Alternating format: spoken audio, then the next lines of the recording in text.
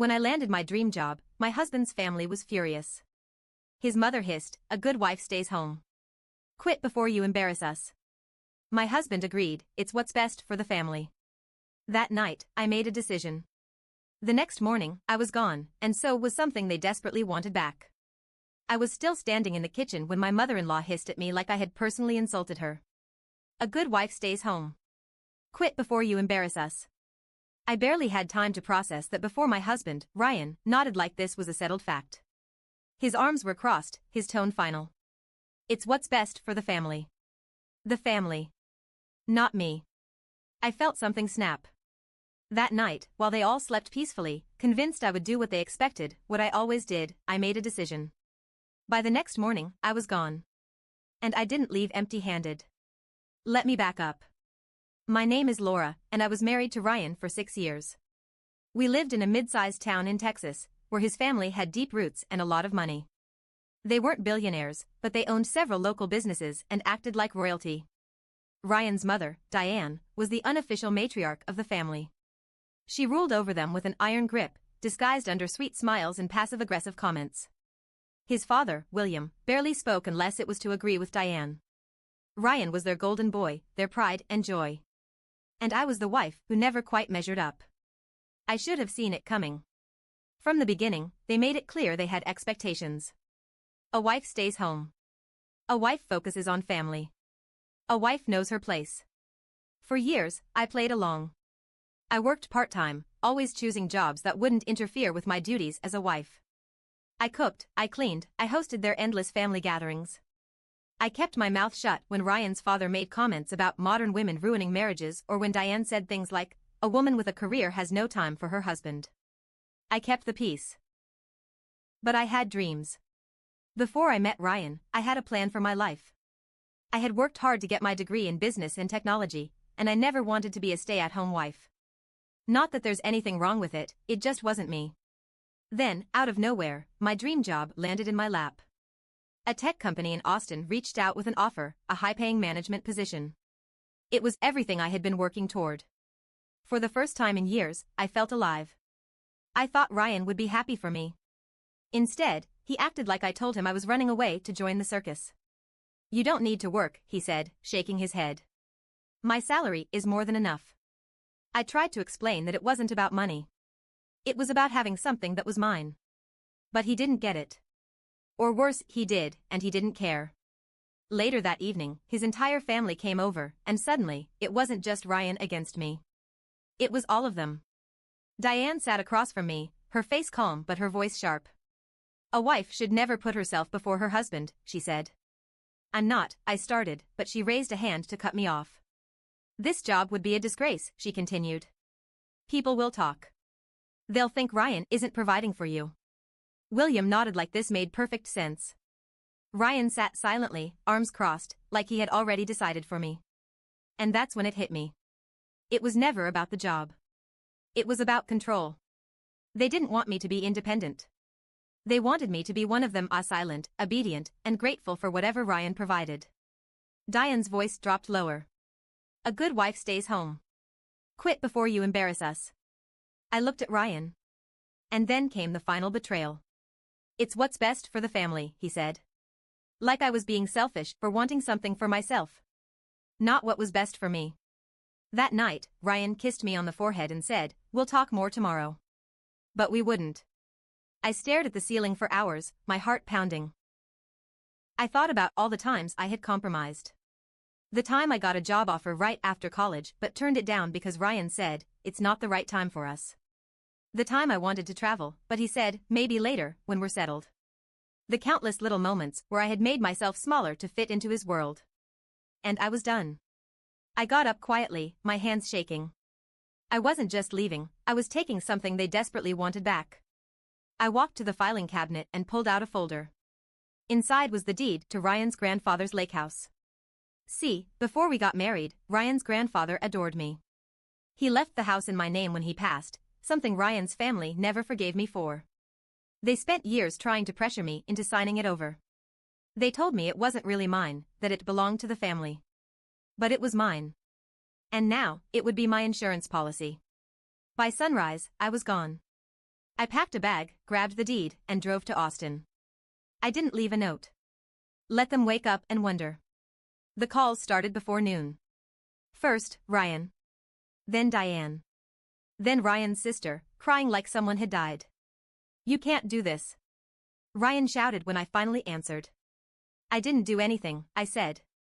"I just took what was mine." "You're my wife. That means it's OURS." I laughed. "Funny. You didn't seem to think we were partners last night." His mother got on the phone next, her voice shaking with rage. "You will bring that deed back. Today." "No," I said simply. They tried threats. They tried guilt. Then came the lawyer threats, but I had already spoken to my own attorney. Legally, they had nothing. And then, Ryan did the one thing I thought he would never do. He showed up at my new apartment. I wasn't expecting it. I opened the door, and there he was, standing in the hallway, looking furious. "We need to talk," he said, pushing past me before I could say no. He looked around the small apartment like it was a slap in the face. Like he couldn't believe I would choose this over him. "You made your point," he said. "Now come home." I stared at him. "Home?" "Yeah," he said, exasperated. "I get it. You needed to prove something. Fine. You did. Now it's time to be serious." I let out a breath. He still didn't get it. I wasn't proving anything. I was freeing myself. But I didn't tell him that. I just smiled. I haven't even started yet. Ryan sat on my couch like he still had some claim over me. Like I was just acting out, and he was here to bring me back home. His confidence was suffocating. "I get it," he said, running a hand through his hair like this whole thing was just exhausting for him. "You're upset. You needed to prove a point. You did. But enough's enough." I leaned against the wall, arms crossed. "What exactly do you think I was proving?" "That you can leave," he said, sighing. "That you don't need me." His jaw tightened. "But let's be real, Laura. You're not built for this. You don't want to live in some tiny apartment, working long hours, all alone. This is just a phase." A phase. I had heard those words before. When I got my first job in college, his mother called it a phase. When I mentioned wanting to go back for my master's, Ryan laughed and said I'd grow out of it. Every time I tried to do something for myself, they acted like I was a child playing pretend. But I wasn't playing. I walked over to the table and picked up a thick envelope. "What's that?" he asked, narrowing his eyes. I tossed it onto his lap. Ryan opened it, and as his eyes scanned the first few lines, the color drained from his face. It was the paperwork for the sale of the lake house. "What is this?" he stammered, flipping through the pages like he could change the words if he looked hard enough. "It's done," I said simply. He looked up at me, his face a mix of shock and fury. "You sold it?" "Yes." His hands clenched the papers so tight his knuckles turned white. "You had no right." That made me laugh. A sharp, humorless sound. "No right? You mean like how I had no right to make my own choices?" Ryan shot up from the couch, his jaw tight. "That house was supposed to stay in the family." "That's funny," I said. "Because for 6 years, your family told me I wasn't really part of it." His mouth opened. Closed. He had nothing to say to that. I took a step forward, lowering my voice. "You thought I'd always stay. That I'd give up everything, just like your mother did. That I'd wake up one day and forget that I had dreams before you." Ryan swallowed hard, his face unreadable. I smiled. "But I remember now." He looked down at the papers again, shaking his head. "You don't get it, Laura. You just ruined everything." But he still didn't get it. I wasn't ruining things. I was finally taking back what was mine. Ryan stormed out. I thought maybe, just maybe, he would finally let it go. I was wrong. By the next morning, I woke up to dozens of missed calls. Ryan. His mother. His father. His sister, sobbing into a voicemail about how I had torn the family apart. Then the messages started coming in from their friends. Nasty, cutting words. Slut. Selfish. Ungrateful. A disgrace to marriage. Someone even posted about me on a local Facebook group, calling me a gold digger who used Ryan and then ran off with his family's inheritance. I wasn't even surprised. The whole town had been under his family's thumb for decades. I knew they'd do whatever they could to make me the villain. But I wasn't backing down. And then, the lawsuit arrived. Ryan's family actually tried to sue me. They claimed I had fraudulently obtained the lake house, that I had coerced Ryan's grandfather into leaving it to me. I nearly laughed when I read the lawsuit. They were grasping at straws. They had no case. The will was ironclad. I had lawyers backing me. But that wasn't the point. They didn't expect to win, they just wanted to drain me dry. Make me spend thousands in legal fees. Make me suffer. Ryan even had the nerve to text me. Give back the house money, and this all goes away. I stared at my phone, shaking my head. They still thought I would bend. That I would break. But they forgot something. I had spent 6 years surviving them. And now? It was my turn to fight. A few days later, I got a call from someone I never expected. Ryan's grandfather's lawyer. The same man who handled the will. I heard about what they're trying to pull, he said, his voice amused. Let me help. I frowned. Why? A pause. Then, in a lower voice, he said, because I knew Ryan's grandfather well. And I know he left you that house for a reason. He wanted you to have a way out. My breath caught. Did he say that? Not in so many words, the lawyer admitted. But he always said you were different from the rest of them.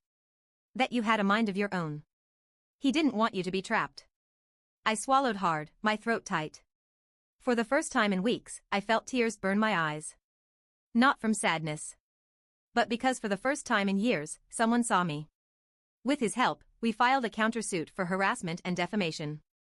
We sent legal letters to every friend of theirs who had slandered me online, warning them of defamation lawsuits.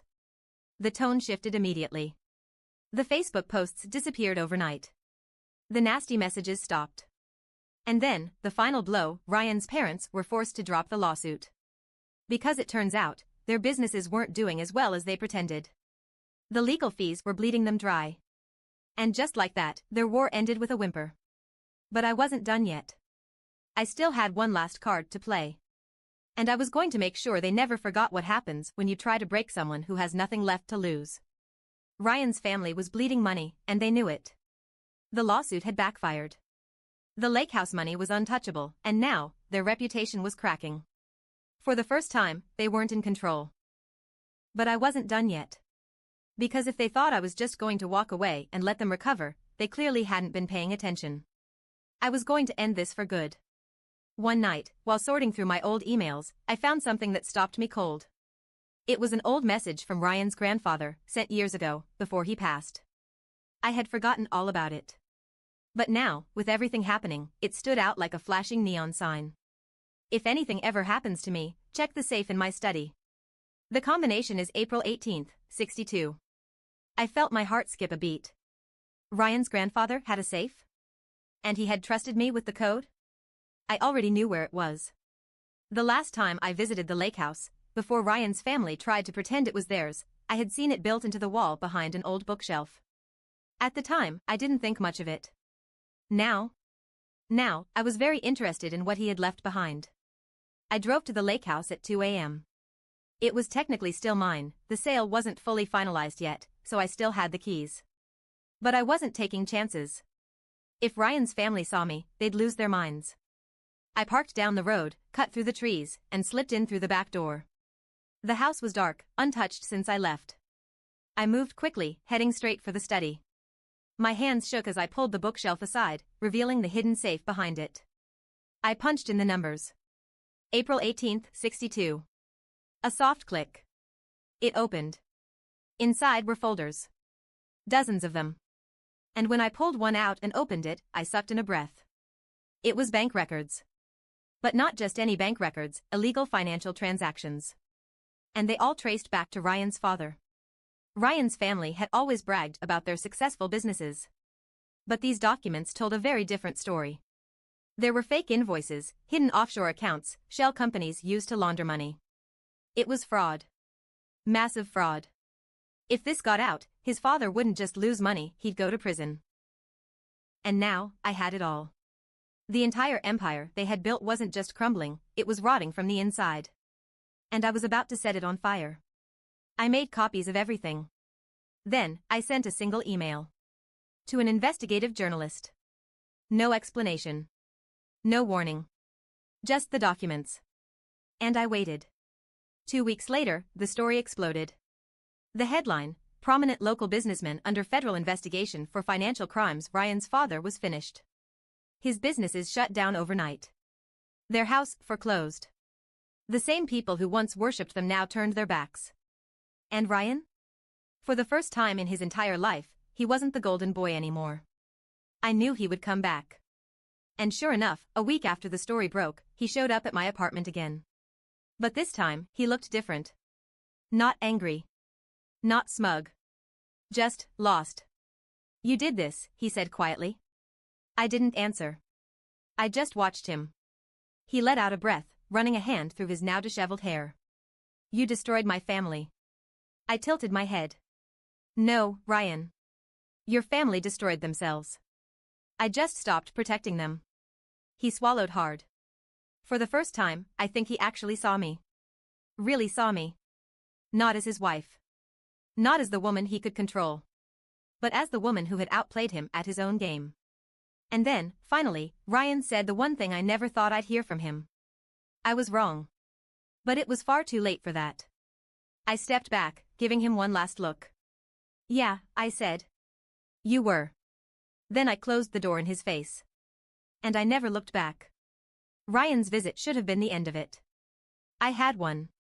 His father was facing federal charges, his family was in financial ruin, and their entire reputation, the thing they had valued above all else, was shattered. But people like Ryan don't just disappear. They linger.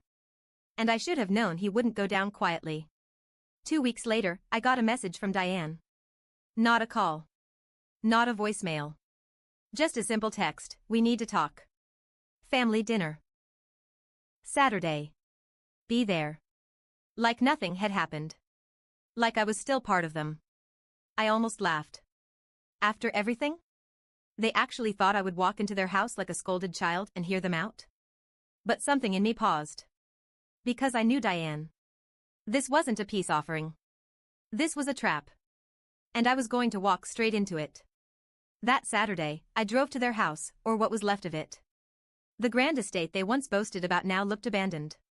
The lawn was overgrown, the paint on the shutters was chipping, and the driveway, once filled with luxury cars, held just one old sedan. They had lost everything. And I wasn't sorry. I stepped inside, and the air was heavy. Ryan was already there, standing by the fireplace. His sister sat on the couch, her eyes red-rimmed. And at the head of the table, sitting with perfect posture, was Diane. She gestured toward the chair across from her. Sit. I didn't. Instead, I leaned against the wall, arms crossed. I assume this isn't a family reunion. Diane exhaled sharply, her fingers twitching around a half-empty glass of wine. You went too far. I smiled. Did I? You destroyed us, Ryan's sister snapped, her voice breaking. You sold Grandpa's house, you ruined our business, I exposed the truth, I cut in. That wasn't my doing. That was your father's crimes finally catching up to him. Diane slammed her glass down. You didn't have to involve the press. I laughed. A short, cold sound. What did you expect me to do?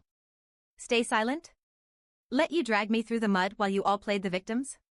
Ryan, who had been silent until now, finally spoke. We could have fixed this, he muttered, his voice low. I turned to him. Fixed what? Your father's fraud? Your mother's manipulation? Or were you just hoping I'd come crawling back, like always? His hands clenched into fists. You didn't have to burn it all down. For a moment, the room was dead silent. And then I said, maybe I did. Diane's jaw tightened. If you have any decency left, you'll return the money from the house sale. It was meant to stay in the family. I felt something icy settle in my chest. She was still trying to control me. Even now, when everything had fallen apart, she was still acting like I owed them something. I took a slow breath, then said, what family? Diane blinked. I gestured around. Look at you. You all turned on me the second I did something for myself. You never saw me as part of this family. You just wanted me under your thumb. She opened her mouth, but I wasn't done. And the best part? I leaned in, my voice soft but sharp. Your husband is going to prison, and you won't have a single dollar left to your name. Diane's face went white. Ryan's sister let out a strangled sound, covering her mouth like she was about to cry. And Ryan? For the first time, I saw it. Not anger. Not denial. Fear. Because he finally realized what I had known all along. There was no coming back from this. I turned toward the door. I had nothing left to say to them. But as I reached for the handle, Ryan spoke again. Laura. I hesitated. Not because I wanted to hear him out. But because there was something different in his voice. When I turned back, his expression was raw. Not angry. Not arrogant. Just lost. I loved you, he said quietly. And for a moment, I believed him. But love isn't control. Love isn't ownership. Love isn't making someone feel small so they'll never leave you. I nodded once. Maybe you did. Then I walked out the door. And for the first time in years, I felt free. A month later, Ryan's father was arrested. The trial was brutal. The evidence was stacked against him, and he took a plea deal to avoid a longer sentence. Diane tried to keep up appearances, but without her husband's money and influence, she became just another forgotten socialite. Ryan's sister moved out of state. And Ryan? I heard he tried to rebuild his life, but he was forever tainted by his family's name. And me? I thrived. My career in Austin took off. I found real friends, people who valued me for who I was, not for what I could sacrifice. And every once in a while, I thought about that house by the lake. The one they swore would never belong to me. The one I sold out from under them. And I smiled. Because in the end, they had tried to erase me. But I was the one who erased them.